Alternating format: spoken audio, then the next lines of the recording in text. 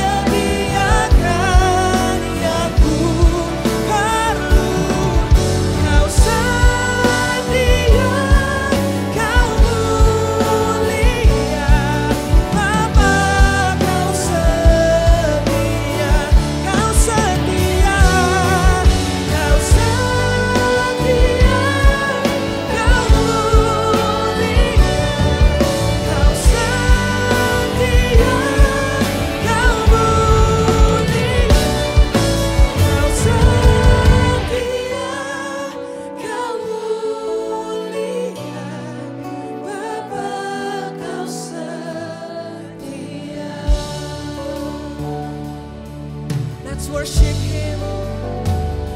Let's worship Him. Tinggikan nama Yesus. Haleluya. Haleluya. Let's worship Jesus. Haleluya. Kami menyembah Kau Yesus, karena Kaulah kami yang setia. Haleluya, haleluya. We worship You, Jesus. We worship You, Jesus. You are faithful, Jesus. Haleluya. Deserve all the glory. Deserve all the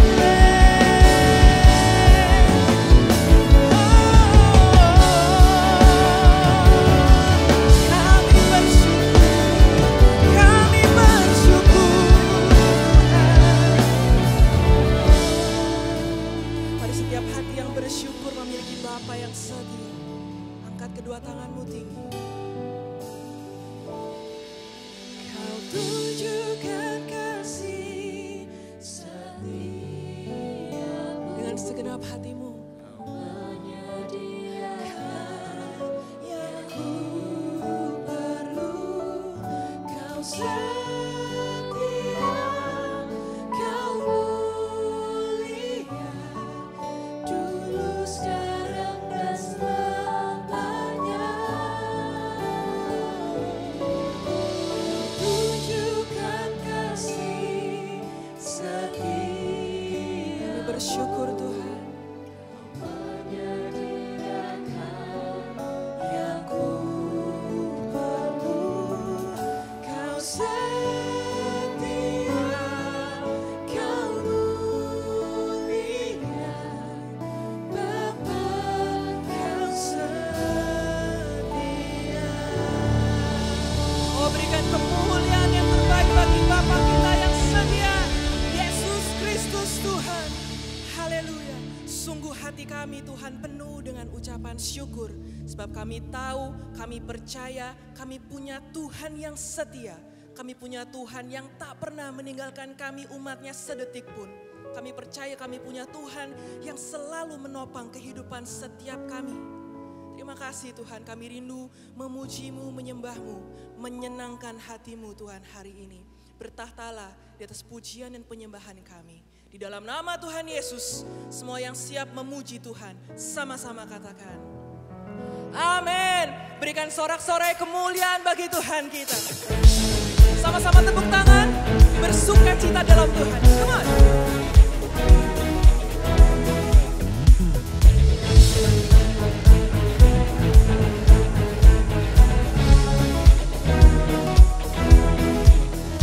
Dalam-Mu ku temukan sukacita. Dunia takkan sanggup untuk berikan segala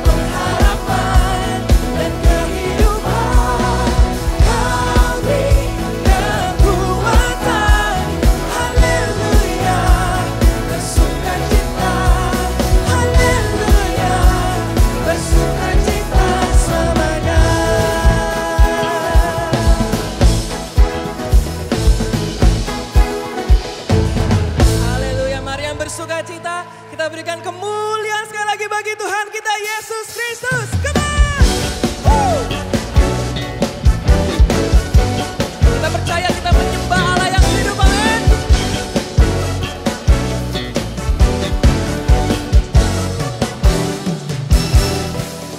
I know He rescued my soul.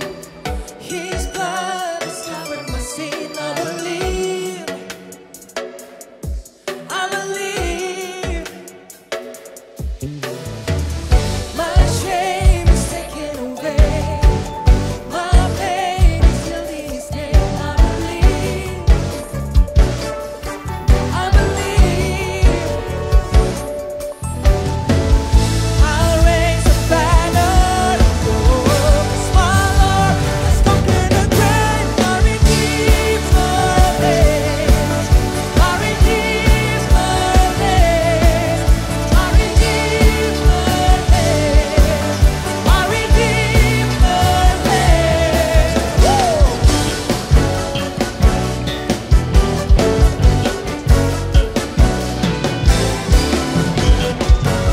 You are alive, Jesus. Mari sama-sama pujikan saudara. I know He rescued my soul. His blood has covered my sin. I believe. I believe. My shame is taken away. My pain is healed in His name. I believe. I believe. Sama-sama angkat tanganmu saudara. I'll raise a banner. Oh, 'cause my Lord has conquered the grave. My Redeemer lives. My Redeemer lives. My Redeemer lives. My Redeemer lives. My Redeemer. My Redeemer lives.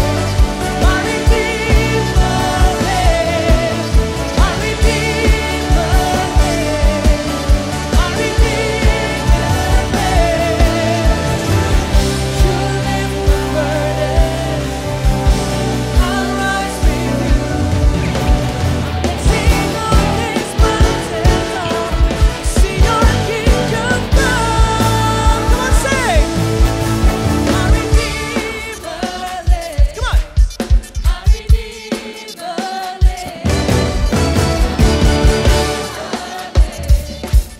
My Redeemer lives.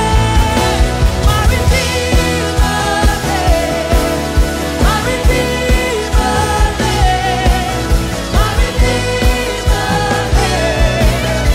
Come on and just sing it one more time. My Redeemer lives. He's alive. My Redeemer lives. My Redeemer lives.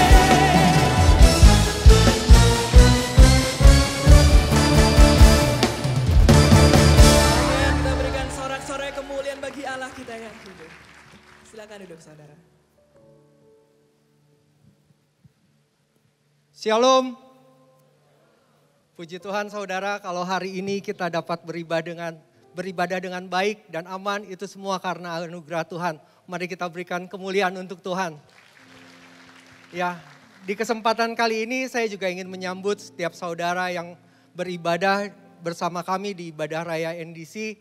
Welcome to NDC. Dan bila mana ada saudara yang baru pertama kali hadir beribadah hari ini, nanti sewaktu pulang jangan langsung pulang, dapat menghampiri setiap volunteer yang membawa sign Welcome to NDC. Nanti saudara akan mendapatkan souvenir dari gereja. Baik, kita mau tundukkan kepala, kita mau berdoa untuk persembahan. Tuhan, terima kasih Tuhan untuk kebaikan-Mu sepanjang minggu ini Tuhan. Engkau begitu baik terhadap kami ya Tuhan. Tuhan, sebentar kami mau memberikan persembahan Tuhan. Biar Engkau melayakkan dan menguduskan setiap persembahan ini Tuhan. Berkati juga tangan-tangan yang telah memberi Tuhan. Di dalam nama Tuhan Yesus kami siap memberi dengan sukacita. Haleluya. Amin. Baik saudara, persembahan dapat diberikan melalui scan QR Code yang ada di layar ataupun yang ada di depan kursi saudara menggunakan aplikasi mobile banking atau e-commerce saudara. Dan jikalau ada yang kesulitan untuk scan QR code, dapat menggunakan amplop-amplop persembahan yang sudah disediakan di depan kursi saudara dan nanti dapat dimasukkan di kotak-kotak persembahan yang telah disiapkan. Baik, sambil memberi kita saksikan NDC News. Tuhan Yesus memberkati. Shalom, senang dapat kembali hadir menjumpai saudara untuk menyampaikan informasi kegiatan yang terdapat di NDC yang kami rangkum dalam NDC News bersama saya, Jeff Kurniawan. Gunakanlah aplikasi NDC untuk mengetahui jadwal ibadah dan melakukan seat booking. Ibadah Raya Sabtu pukul 11 diadakan di NDC Central Park, ibadah terbuka bagi jemaat umum. Ikuti Revival Night setiap Senin, Rabu, dan Jumat pukul 20 di YouTube channel NDC. Because we don't focus our attention on what is seen, but on what is unseen. Ibadah NDC Women diadakan pada Rabu 16 November di NDC Central Park dan Kamis 17 November di NDC Living World. Ibadah diadakan pada pukul 10.30. Renungkanlah firman Tuhan melalui Revive dan Revive Talks yang tersedia di platform media sosial dan aplikasi NDC. Persepuluhan dan persembahan dapat diberikan dengan cara melalui kotak-kotak persembahan, melalui transfer bank ke rekening BCA, menggunakan mesin edisi BCA yang terdapat di counter, melalui website dan aplikasi NDC di menu giving, atau dengan melakukan scan kode QR menggunakan beberapa aplikasi berikut ini. Mari kita bawa persembahan kita kepada Tuhan dengan hati yang bersyukur. Penggembalaan di NDC dilakukan melalui CORE, Community of Revival. Di dalam CORE, kita akan saling memperhatikan, menguatkan, dan mendoakan. CORE leader akan membimbing kerohanian setiap anggota agar bertumbuh dan memiliki karakter Kristus. CORE adalah keluarga kedua tempat kita saling melayani. Daftarkan diri saudara melalui aplikasi atau hubungi counter NDC. Aku bukanlah apa yang kupikirkan. Aku bukanlah apa yang kamu pikirkan. Tetapi aku adalah apa yang Allah katakan. Aku dipanggil untuk melayani Tuhan. Mari bergabung melayani Tuhan bersama kami NDC Volunteer. Pendaftaran melalui aplikasi NDC di menu pendaftaran volunteer dan telah memenuhi persyaratan. Mari kita doakan bersama pembangunan NDC PIK 2 The Cloud. Selain itu, saudara juga dapat mendukung pembangunan NDC PIK 2 melalui transfer ke rekening BCA atau melalui scan kode QR yang tertera di layar.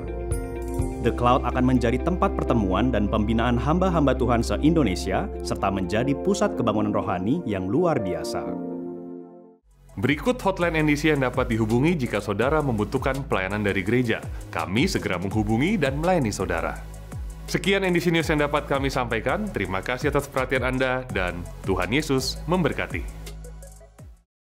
Ya, mari kita siapkan hati kita, saudara, untuk menyembah Yesus. Kami rindu Tuhan boleh ada di dalam hadirat-Mu. Dekat dengan Engkau menyembah.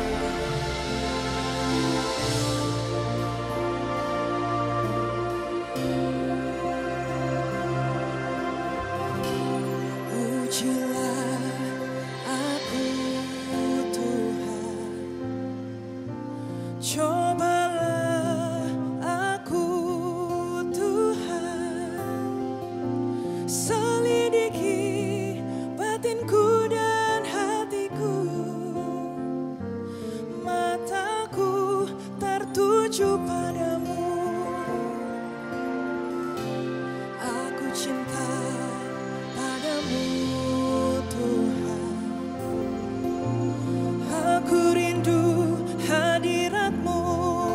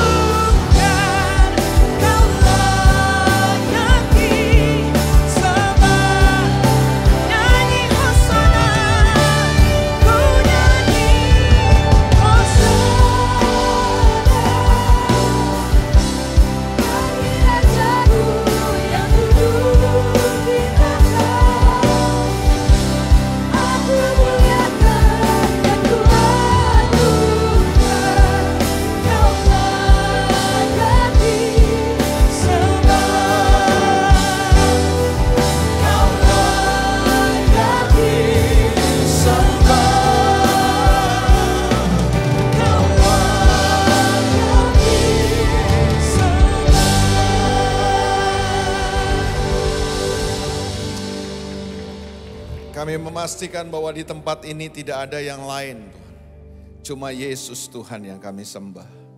Engkau pusat pujian kami. Engkau pusat dari segala-galanya. Karena yang membuat pertemuan dan ibadah ini menjadi menarik dan luar biasa bukan siapa pembicaranya, bukan tata panggungnya, bukan menariknya setiap apa yang kami sampaikan. Tapi yang membuat ibadah ini menjadi luar biasa karena Tuhan hadir di tengah-tengah kami. Engkau yang kami perlukan lebih daripada apapun hari ini. Mari nyatakan pribadimu kepada kami semua. Lewat firman Tuhan yang sebentar kami akan terima, mari wahyukanlah dirimu buat kami. Karena Alkitab berkata firmanmu itu adalah dirimu sendiri. Waktu engkau mewahyukan firmanmu, engkau sedang mewahyukan pribadimu kepada kami. Buat kami berjumpa dan mengalami Tuhan hari. Urapi kami semua ya Tuhan. Langit dan bumi akan lenyap tetapi firman Tuhan tetap tinggal kekal untuk selama-lamanya. Kami mau belajar menaruh hormat yang tertinggi kepada firman-Mu. Kami buka hati kami buat Tuhan. Berikan kepada kami apa yang dunia ini gak bisa berikan buat kami. Bagi Tuhanlah segala kemuliaan dari sekarang sampai selama-lamanya. Dalam nama Yesus kami berdoa dan ucap syukur. Yang percaya sama-sama katakan amin, amin. Puji Tuhan. Silakan duduk. Enggak, kayaknya tepuk tangannya agak ragu-ragu ya saudara. Kayaknya mau tepuk tangan dulu ya. Oke. Bebas saja ya. Selamat siang semua saudara. Shalom. Apa kabar saudara? Kalau minggu udah sering. Dan yang kedua juga senang nih bisa ketemu sama Pak Yatna lagi. Udah lama banget ya. Ada kali 4 kali lebaran kali kita gak ketemu ya Pak ya. Oke, terima kasih buat para pemimpin di gereja ini yang memberi kehormatan ini buat saya. Saya akan terus menganggap sebagai sebuah kehormatan untuk bisa membagikan kebenaran firman Tuhan. Bapak Ibu Saudara siap buat firman Tuhan pada siang hari ini? Nah saya mau membahas kepada saudara tentang sebuah pertanyaan yang sering muncul mungkin dalam kekristenan kita. Dan kita akan coba jawab pada kesempatan siang hari ini. Mungkin saya tahu waktu kita gak banyak tapi saya berdoa semoga dalam waktu yang terbatas ini kita bisa menemukan pewahyuan, kita bisa menemukan jawaban daripada semua pertanyaan-pertanyaan kita. Pertanyaannya apa? Pertanyaannya itu gini, seringkali kita berpikir atau kita merasa atau kita bertanya gini, kalau Tuhan itu baik, kalau Tuhan itu sayang sama saya. Kan kata pendeta-pendeta Tuhan itu mengasihi saya. Tuhan itu sayang banget sama kita. Bahkan mungkin terbanyak hari ini berita-berita dalam kekristenan kita kan seperti itu ya. Apalagi dengan pengajaran-pengajaran grace, kasih karunia dan lain sebagainya. Kita diajar dan kita dibombardir dengan berita-berita itu bahwa Tuhan sayang sama kita. Tuhan mengasihi kita. Tuhan tidak akan pernah tidak. Tuhan tidak pernah berhenti untuk mengasihi kita. Saya tidak ingin berkata bahwa itu salah. Itu benar banget bahwa Tuhan kita adalah Tuhan yang tidak akan pernah tidak mengasihi kita. Dia selalu always untuk mengasihi saudara dan saya. Percayalah apapun situasi saudara. Tuhan itu sayang sama kita. Tuhan mengasihi kita. Berapa banyak saudara yang percaya itu? Amin. Tapi masalah terbanyak seringkali kan gini. Kalau Tuhan itu sayang sama saya. Kalau Tuhan itu mengasihi saya. Kalau Tuhan itu baik buat saya. Kenapa saya harus mengalami penderitaan? Kenapa saya harus mengalami masa-masa yang sulit? Kenapa saya harus mengalami gini? Saya lihat teman saya lihat sahabat saya lihat orang lain. Kok kayaknya ya nggak di dalam Tuhan, tapi hidupnya kok lebih enak dari saya. Pertanyaan-pertanyaan itu kan yang sering kali muncul dalam kehidupan. Apalagi ketika situasi dan kondisi yang kita hadapi itu, kita datang sama Tuhan, kita doa sama Tuhan, kita berseru sama Tuhan, kita berharap sama Tuhan. Ternyata situasinya tidak lebih baik. Justru keadaan kita bertambah lebih buruk. Yang orang bilang gini, sudah jatuh, tertimpa tangga pula. Di situ kan kemudian muncul pertanyaan-pertanyaan dalam pikiran dan hati kita kan. Benar gak sih Tuhan sayang sama saya? Benar gak sih Tuhan mengasihi saya? Kalau Tuhan benar-benar sayang sama saya, kenapa saya harus mengalami hal yang seperti ini? Kenapa keadaan saya sulit? Kenapa keadaan dan situasinya bertambah lebih buruk daripada apa yang saya harapkan? Ini yang kita coba jawab pertanyaan-pertanyaan ini. Mari kita lihat bersama-sama dalam Injil Yohanes pasal yang ke-11. Ayat yang pertama. Injil Yohanes pasal yang ke-11 ayat yang pertama bilang begini saudara. Ada seorang yang sedang sakit, tentu ini kisah yang saudara tidak asing ya. Apalagi kalau saudara alumni sekolah minggu pasti saudara tahu cerita ini kan. Salah satu mujizat spektakuler yang pernah dilakukan oleh Yesus di kitab Injil ya kan. Yaitu Yesus membangkitkan Lazarus dari orang mati. Dari 4 hari di kubur. Nah ini kisahnya nih. Nah, coba kita lihat ya. Ada seorang yang sedang sakit namanya Lazarus. Jadi di ayat 1 ini Lazarus keadaannya masih sakit. Sakitnya sakit apa? Nggak diceritakan di sini, tapi menurut saya nih sakitnya nggak main-main. Kenapa? Karena pada ujungnya kita lihat kan dia mati karena penyakit itu kan. Ia tinggal di Betania, Lazarus tinggal di Betania. Ini salah satu kampung favoritnya Yesus ya. Ia tinggal di Betania, kampung Maria dan adiknya Marta. Maria ialah perempuan yang pernah meminyaki kaki Tuhan dengan minyak mur dan menyekanya dengan rambutnya. Dan Lazarus yang sakit itu adalah saudaranya. Jadi ini keluarga yang begitu dekat dengan Yesus. Jadi kalau Yesus jalan dari Yerusalem menuju ke Galilea, kebanyakan atau seringnya dia mampir di Betania ini karena keluarga dekat banget sama Yesus ya. Sudah seperti keluarga lah buat Yesus ya. Dan Lazarus yang sakit itu ayat yang ketiga. Dan Lazarus yang sakit itu adalah kedua perempuan itu mengirim kabar kepada Yesus. Tuhan, dia yang engkau kasihi sakit. Jadi Lazarus ini orang yang dikasihi, orang yang disayang Tuhan. Itu yang saya bilang tadi, hubungan mereka begitu dekat. Yesus dan keluarga ini begitu dekat banget. Lazarus, dan Alkitab bilang Lazarus itu orang yang dikasihi, orang yang disayang oleh Yesus. Tapi pertanyaannya gini, orang yang dikasihi kenapa sakit? Ya bisa aja. Berarti kesimpulan kita adalah gini, saudara dikasihi Tuhan, saudara disayang Tuhan, tidak otomatis menghindarkan saudara dari kesulitan-kesulitan dalam kehidupan. Tidak otomatis menghindarkan saudara dari penderitaan-penderitaan. Kurang amin kayaknya. Kita pikir selalu gini, kalau disayang, dikasih Tuhan, Tuhan tolong semua dong harusnya dong kan. Mujizat terjadi, apalagi tuh. Kita maunya gitu kan, semua lancar jaya. Tuh kan Tuhan sayang sama saya. Itu kan pemikiran kita. Boleh saya beritahu sama saudara siang ini. Saudara dikasih Tuhan. Itu saudara gak perlu ragukan. Dan kasih Tuhan gak akan nambah, gak akan kurang. Karena kasih Tuhan itu sempurna buat kita. Apa maksudnya kasih Tuhan itu sempurna? Kasih yang sempurna itu maksudnya gini, kasih itu gak akan pernah berubah kapanpun. Saudara bisa berubah, kasih Tuhan gak bisa berubah. Kasih Tuhan itu gak bisa nambah, gak bisa kurang. Udah segitu, itu sempurna.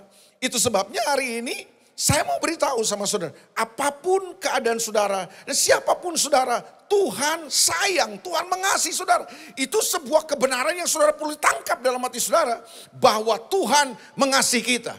Tapi kebenaran berikutnya yang saudara mesti terima adalah bahwa dikasihi Tuhan, menjadi orang yang disayang Tuhan, tidak otomatis menghindarkan saudara dari kesulitan. Dikasihi Tuhan, disayangi Tuhan tidak otomatis menghindarkan kita dari penderitaan-penderitaan dalam kehidupan.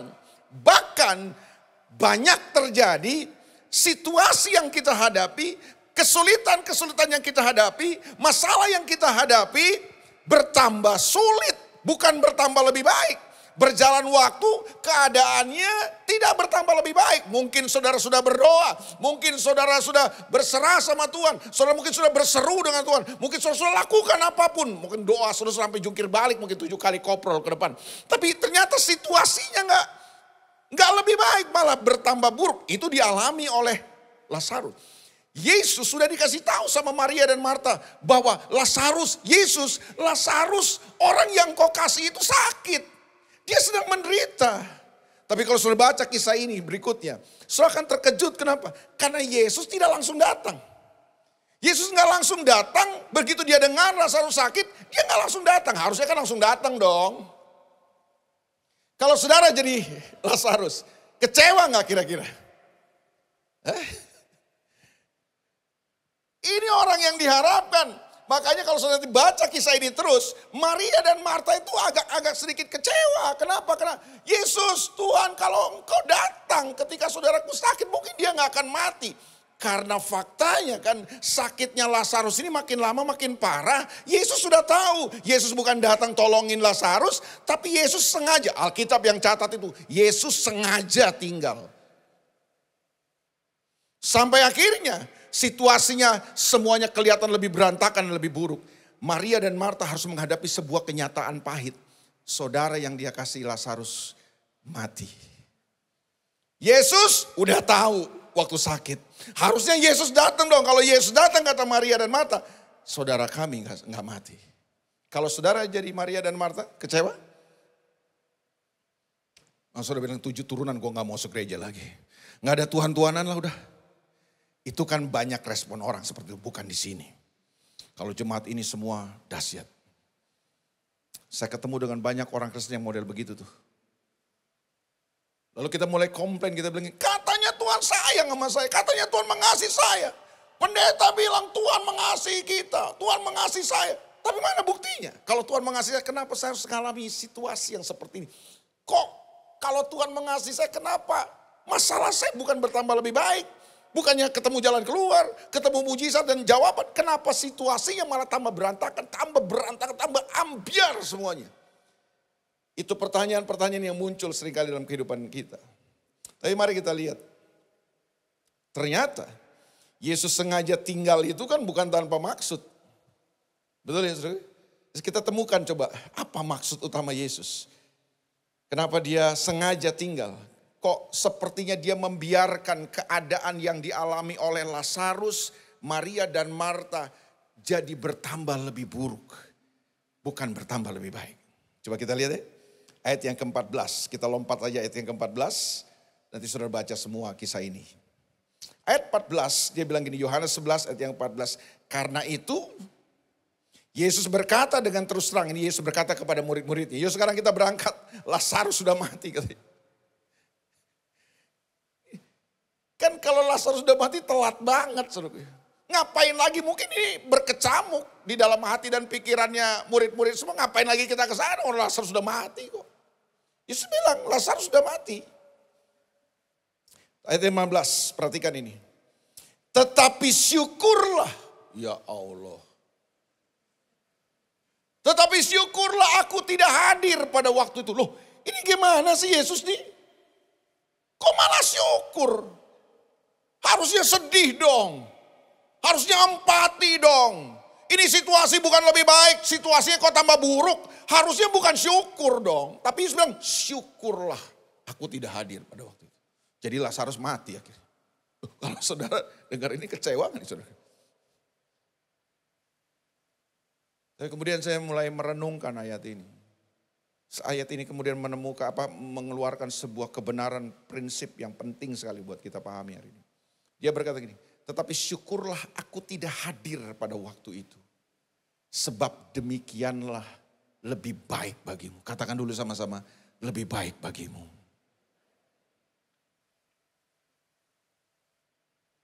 Mana lebih baik?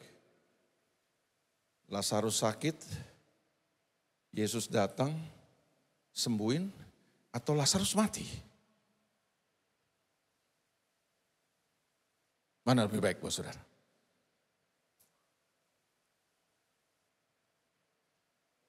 Yesus bilang, sebab demikian lebih baik bagimu, koma. Ah ini dia maksudnya. Karena kata supaya itu selalu menunjukkan maksud dan tujuannya.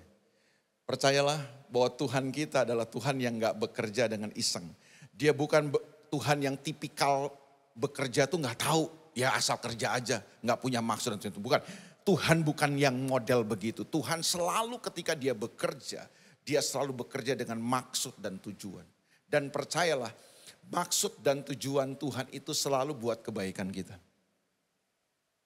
Kurang amin kayaknya saudara. Maksud dan tujuan Tuhan itu selalu buat kebaikan kita, tapi bukan kebaikan versi kita. Kebaikannya adalah kebaikan buat kita, tapi versinya bukan versi kita. Versinya adalah versi Tuhan. Karena kebaikan versi saudara dan versi Tuhan itu dua hal yang sangat berbeda. Seringkali kan kebaikan versi kita adalah semuanya maunya berlangsung dengan mudah, dengan nyaman, atau mungkin seperti yang kita mau dan kita inginkan. Enggak, Tuhan seringkali bekerja bukan tergantung keinginan dan selera saudara. Tapi yang pasti bahwa gini, Tuhan bekerja untuk kebaikan kita. Nah ini dia bilang gini, supaya apa? Apa yang dimaksud Yesus demikian lebih baik? Ternyata ini tujuannya supaya kamu dapat belajar percaya. Ini penting nih, mahal ini kata nih. Kalau saya tanya sama saudara gini, saudara percaya Yesus? Saudara percaya Tuhan? Pasti kan jawabannya amin dong. Masa saudara nggak amin sih? Betul nggak? Tapi kan bukan sekedar percaya-percaya yang kita maksudkan itu kan. Ini belajar percaya ini bukan sekedar belief. Ini trust. Ada banyak orang gampang belief sama Tuhan. Tapi sulit untuk trust sama Tuhan. Ternyata saya belajar dari kebenaran ini begini, nggak gampang untuk menjadi percaya sama Tuhan, nggak gampang. Kalau ngucapin saya percaya, gampang. Tapi menghidupi dan belajar untuk bergantung, mempercayai Tuhan dalam kehidupan, itu nggak gampang bos. Kalau saudara pikir gampang, ya menurut saudara. Tapi menurut saya pelajari Alkitab ini nggak gampang. Makanya sebenarnya supaya kamu belajar percaya. Itu untuk belajar percaya Pak, ngalami yang kayak begini gak enak nih. Tapi itulah Tuhan yang selalu bekerja untuk kebaikan kita. Kebaikannya apa? Supaya kita semakin bertumbuh dalam kepercayaan kita sama Tuhan. Tuhan gak mau sekedar saudara believe sama dia. Tuhan mau saudara bertumbuh sehingga menjadi orang-orang yang bisa trust sama Tuhan. Belajar percaya itu gak gampang. Percaya apa Pak? Percaya bahwa begini, Tuhan adalah Tuhan yang tetap pegang kendali. Tuhan adalah Tuhan yang tetap pegang kontrol kehidupan kita. Saudara dan saya bisa kehilangan kendali atas semua situasi kita. Tapi percaya lagi nih, Tuhan gak pernah kehilangan kendali atas semua situasi kita. Ada 1-2 orang di tempat ini mungkin saudara hari ini sedang gini, kehilangan kendali atas semua keadaan saudara. Mungkin saudara udah merasa stres, saudara bingung kenapa. Kayaknya semuanya udah gak bisa saudara kendalikan. Situasi, kondisi saudara gak bisa kendalikan lagi. Tapi mari saya beritahu kepada satu hal. Saudara bisa kehilangan kendali atas situasi saudara. Tapi Tuhan gak pernah kehilangan kendali atas hidup saudara. Nah, belajar mempercayai Tuhan yang tetap pegang kontrol kehidupan kita. Itu gak gampang. Gak gampang. Amin. Makanya waktu melewati corona ini kadang-kadang saya dianggap nyeleneh. Bukan nyeleneh. Saya cuma mau belajar trust sama Tuhan.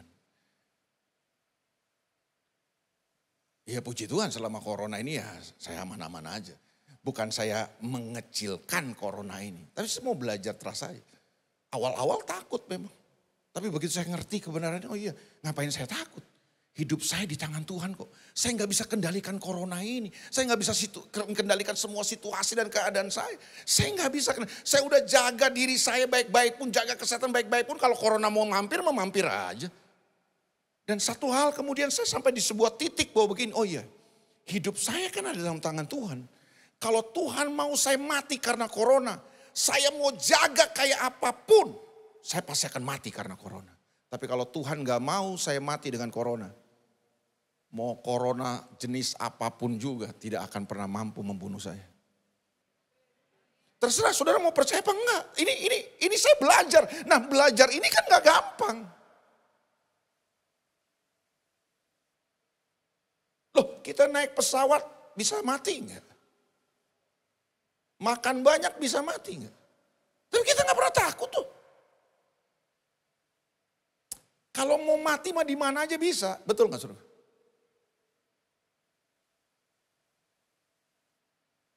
Saya ngomong gini tuh kenapa sih? Saya cuma belajar bahwa begini loh. Oh ternyata kita perlu mempercayai Tuhan bahwa gini. Tuhan adalah Tuhan yang tetap pegang kontrol hidup kita. Bahwa ketika ke semua situasi keadaan kita rasanya gak bisa kita kendalikan. Kita tetap belajar harus mempercayai bahwa Tuhan tidak pernah kehilangan kendali buat kita. Dia tetap Tuhan yang pegang kendali hidup saudara. Dia tetap Tuhan yang pegang kontrol semua situasi keadaan saudara. Percayalah bahwa dia sedang bekerja untuk kebaikan saudara. Nah, mempercayai ini gak gampang sekali lagi. Jadi yang pertama belajar percaya apa? Mempercayai bahwa Tuhan adalah Tuhan yang berdaulat atas kehidupan kita dan tetap pegang kendali hidup saudara. Apapun keadaan saudara hari ini. Mungkin orang bilang udah nggak bisa, udah hidupmu udah kacau, udah berantakan, udah ambiar.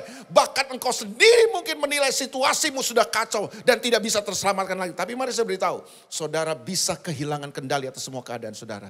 Tapi percayalah. Dan belajarlah mempercayai ada Tuhan yang tetap bisa pegang kendali hidup saudara. Waktu Maria dan Marta merasa bahwa semuanya udah terlambat Tuhan.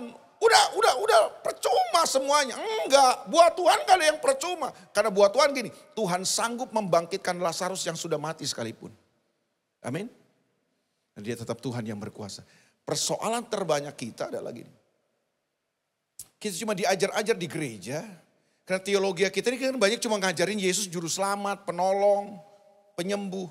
Kita gak pernah diajar bahwa Yesus Kristus itu adalah Tuhan dan Raja yang berdaulat atas kehidupan kita. Loh, ini Pak Yata mungkin senior kita lah.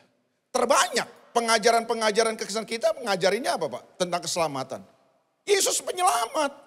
Tuhan sayang sama kita, Tuhan mengasihi kita, itu sebabnya dia utus Yesus untuk menyelamatkan kita, menebus kita ditolong, kita dihibur, yang sakit disembuhkan, dan kalau kita mati, kita bisa dibawa ke sorga. Itu yang diajarin ke kita. Kita kurang diajarkan begini, Yesus mengasihi saudara dan saya. Yes, tapi Yesus datang ke dalam dunia bukan sekedar untuk selamatkan kita dari dosa kita dan supaya kita bisa masuk sorga.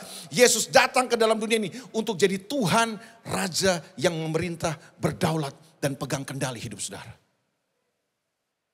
Bahkan seringkali tanpa kita sadari sebenarnya semua kehancuran terbanyak dalam kehidupan kita karena kita belajar pegang kendali. Kita yang coba berusaha kendalikan semuanya. Makanya ambiar. Nah hari ini belajarlah mempercayai bahwa Tuhan yang pegang kendali hidup saudara. Tuhan yang pegang kendali masa depan saudara. Tuhan yang pegang kendali kehidupan saudara. Mempercayai Tuhan yang berdaulat dan memerintah atas hidup kita. Dan pegang kontrol hidup kita. Itu yang membuat gini loh. Situasi seburuk apapun saudara bisa lalui. Dan tetap percaya bahwa dia Tuhan yang sedang bekerja buat hidup saya. Amin.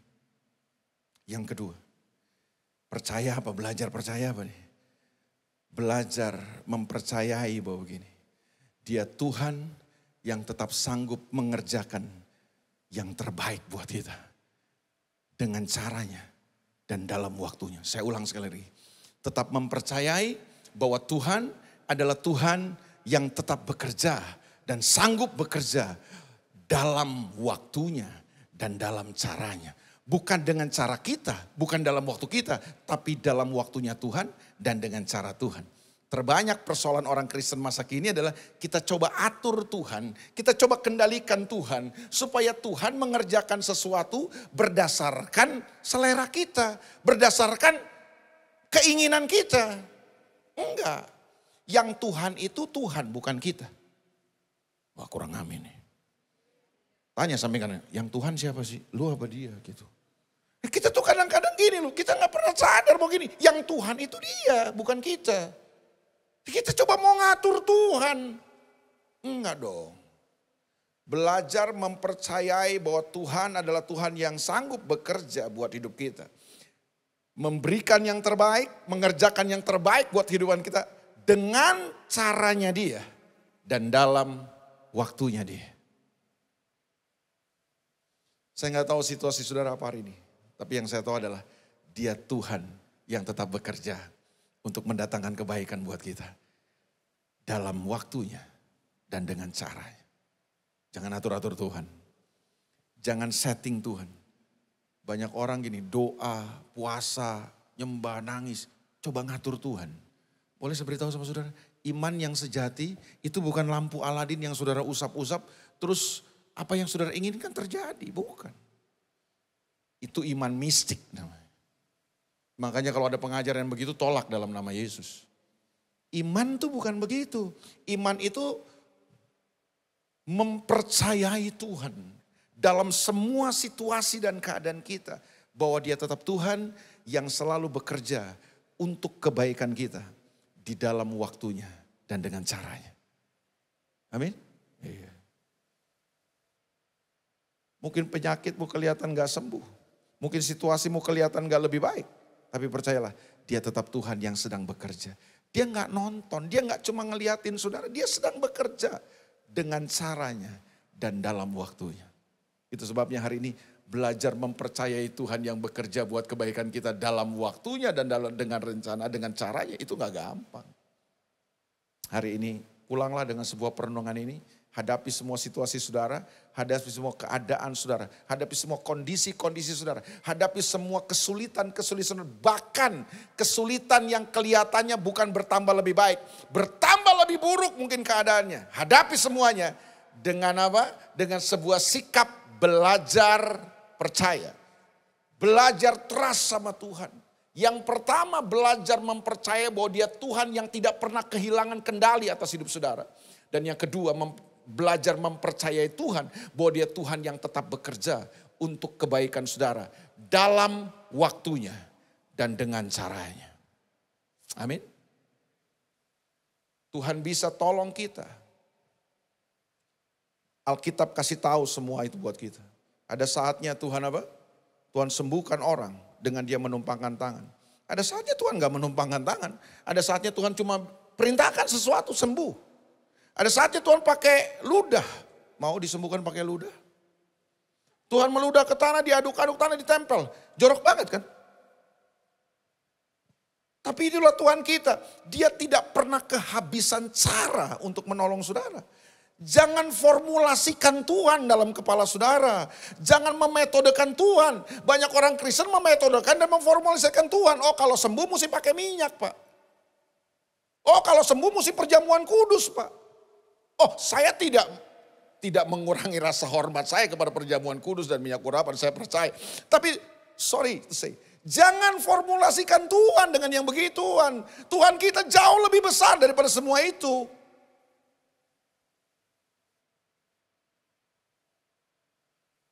Bahaya banget kan. Makanya muncul penyimpangan-penyimpangan dalam gereja karena begitu. Kita coba memformulasikan Tuhan dengan cara kita, dengan keinginan kita, nggak bisa dong. Tuhan itu lebih besar. Makanya tadi saya ditanya, yang Tuhan itu siapa? Saudara apa dia? Dia. Kita yang perlu menyesuaikan dengan caranya dan waktunya. Bukan kita yang paksa Tuhan menyesuaikan dengan waktu dan cara kita dong. Karena yang Tuhan itu dia. Bukan kita. Amin. Pulang, jadikan Yesus Tuhan. Raja yang berdaulat memerintah hidup saudara. Dia bukan hanya juru selamat yang menyelamatkan saudara. Dia Tuhan yang mau jadi penguasa dalam hidup saudara. Dan kalau dia jadi penguasa, dia pegang kendali hidup saudara. Situasi boleh berubah, situasi keadaan boleh tidak terkendali. Tuhan tetap pegang kendali kehidupan kita. Dia tidak pernah kehilangan kendali. Yang kedua, dia tetap Tuhan yang bekerja dalam waktunya dan dengan caranya. Bahkan mungkin apa yang kita gak pernah pikirkan, itu yang Tuhan mau kerjakan buat kita.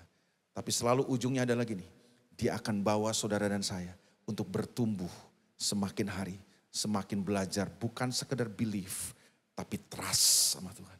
Mempercayai Tuhan dalam kehidupan. God bless you all. Tuhan berkati saudara. Mari kita bangkit berdiri. Haleluya. Mari kita datang sama Tuhan hari ini. Saya gak tahu situasi saudara. Mungkin banyak saudara saya gak kenal. Dan mungkin hari ini saudara datang siang ini.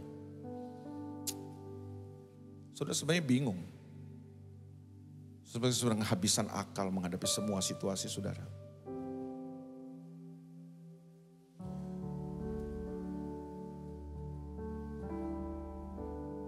Sampai di satu titik mungkin saudara berkata gini, kue sera lah.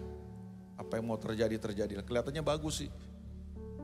Tapi menurut saya jangan ambil pilihan itu. Hari ini saya mau sodorkan sebuah pilihan yang tolong pertimbangkan dalam hidup saudara. Belajar mempercayai Tuhan itu jauh lebih baik. Belajar trust sama Tuhan, bukan sekedar belief. Belajar trust sama Tuhan. Untuk belief gampang, Tapi untuk trust sama Tuhan itu gak gampang. Sekolahnya mahal. Tapi itulah Tuhan. Dia gak mau cuma sekedar kita jadi orang yang percaya. Tapi dia mau menjadikan kita orang-orang yang mempercayai dia dalam semua situasi dan keadaan. Mari datang sama Tuhan hari ini. Saat ku tak melihat jalanmu, saat ku tak mengerti rencanamu, namun tetap ku pegang janjimu. Pengharapanku hanya padamu. Sekali lagi sama-sama katakan. Saat ku tak melihat jalan, melihat jalanmu, saat ku tak mengerti rencanamu, namun tetap ku pegang janjimu. Pengharapanku hanya padamu. Mari sama-sama katakan. Hatiku percaya.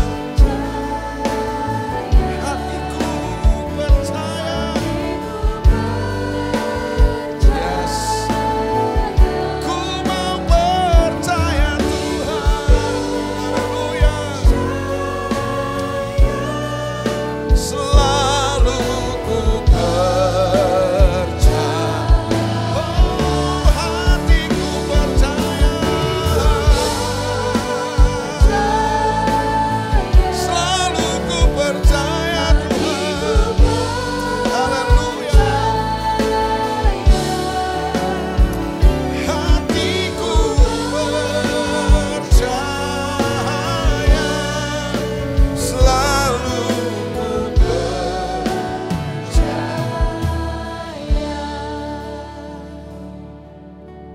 Saya tahu waktu saya terbatas hari, tapi bolehkah saya minta waktu sebentar aja sama saudara? Mungkin ada 1-2 saudara siang ini datang di tempat ini. Saudara merasa bahwa gini, semua situasinya kok keadaannya jadi lebih buruk. Gitu. Keadaan yang saya hadapi kok jadi kelihatan lebih berantakan. Masalah saya bukan selesai. Masalah saya itu semua tambah rumit, tambah berat saya hadapi ini. Bahkan mungkin ada 1-2 saudara hampir meragukan Tuhan dalam hidup saudara. Tapi siang ini kau dengar firman Tuhan. Dan kau mulai berkata begini, Tuhan, aku mau belajar mempercayai Engkau. Walaupun mungkin yang aku lihat situasinya tidak lebih baik. Tapi aku mau belajar mempercayai Engkau. Ada gak saudara yang hari ini mau berkata seperti itu? Saudara menghadapi masa-masa sulit yang saudara gak bisa bayangkan sebenarnya ke depan. Atau mungkin saudara datang dengan kebingungan hari ini. Untuk semua situasi saudara. Kalau engkau itu orang yang bolehkah engkau angkat tangan? Angkat tangan sama Tuhan. Kalau engkau itu orang, siapa lagi? Enggak usah malu. Siapa lagi? Enggak usah ikut-ikutan. Tapi karena saudara tahu bahwa Tuhan, saya perlu engkau ternyata. Selama ini saya coba kendalikan semua situasi saya. Tapi hari ini saya tahu. Ada Tuhan yang gak pernah tidak untuk menolong saya. Engkau Tuhan yang sanggup. Bolehkah engkau yang angkat tanganmu, saya mau berdoa buat saudara. Boleh kalau engkau tidak keberatan, saudara tinggalkan tempat duduk saudara. Saudara datang ke depan, serahkan hidupmu sungguh-sungguh sama Tuhan. Ada sesuatu yang sedang Tuhan mau kerjakan. Mari saudara yang angkat tangan, saudara keluar dari tempat duduk saudara. Mungkin ini di luar kebiasaan ibadah saudara, tapi gak apa-apa lah. Kita mau belajar ini mempercayai Tuhan. Bahwa dia Tuhan yang tetap pegang kendali hidup. Saudara percaya seburuk apapun, sesulit apapun situasi, kau punya Tuhan yang gak biarin saudara. Kelihatannya mungkin dia diam, dia gak bikin apa-apa. Mungkin itu menurut saudara. Tapi percayalah dia bukan Tuhan yang diam. Dia Tuhan yang sedang bekerja. Dengan cara dia. Dan dalam waktu dia yang terbaik. Mari angkat hatimu sama Tuhan. Mari saya undang para pelayan Tuhan, para pembimbing di tempat ini. Saya mau doakan teman-teman kita. Hatiku percaya.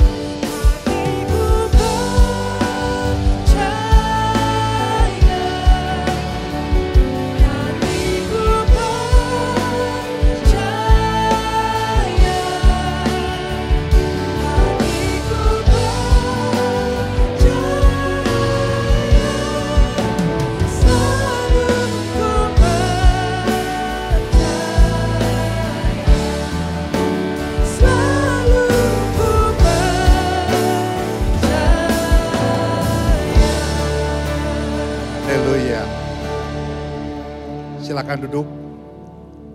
Sekali lagi beri kemuliaan buat nama Tuhan Yesus. Ya, pertama saya ucapkan terima kasih pada sahabat lama saya. Ya, udah 4 lebaran kata tadi. Ya, Pastor Elia Makaraung. Dan saya percaya sharing firman Tuhan semua diberkati. Semua diberkati ya. Kita percaya Tuhan pegang kendali dan kehidupan kita.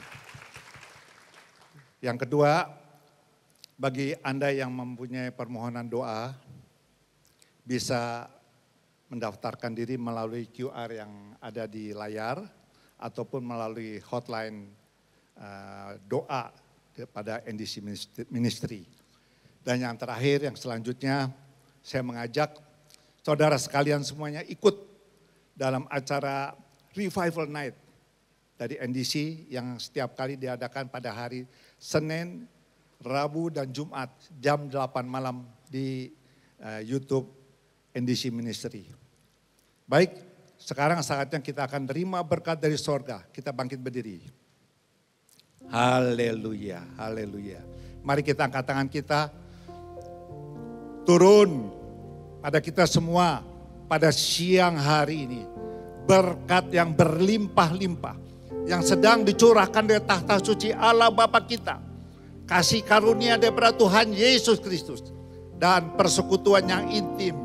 yang terus menerus dengan Roh Kudus yang akan menjaga, merawat dan memelihara roh, jiwa dan tubuh kita menjadi sempurna dan tidak bercacat celah saat ini sampai Yesus datang kedua kalinya.